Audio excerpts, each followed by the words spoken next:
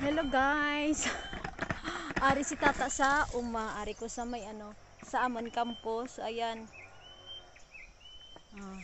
Bulig ko kay nanay bago lang ko di kaabot takpan natin ang damit kasi damit to ng kandidato to. Baka base may isyuhan pa ta, Diyos mio marimar. Sa ari nagatras kami sa Ilonggo pa, Ilonggohon ta na lang para intindihan nyo. Nagatras kami kag nagalunob. So ginabuligan ko si nanay.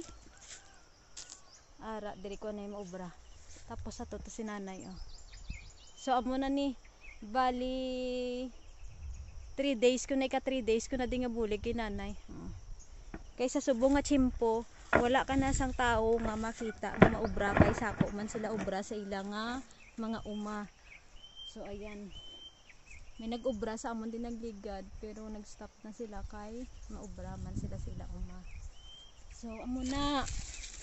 Kita na lang magbako-bako sa atin uma. So ipakita ko sa inyo. Amo ni ako nga kagamitan. Ko na pakita ko. Dali na kay maobra na ta.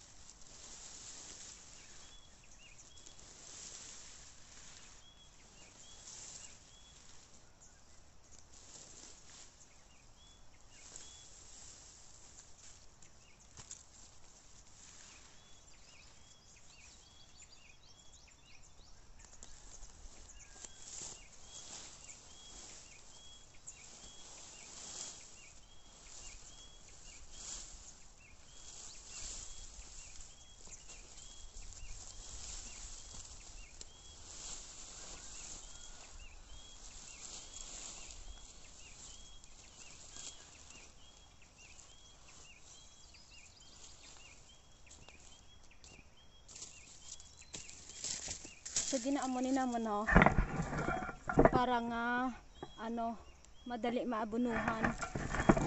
Wala ko gagamit sang sang rik nga ginatawag o stick na budlayan ko amo na lang kamot na lang mas dasig pa.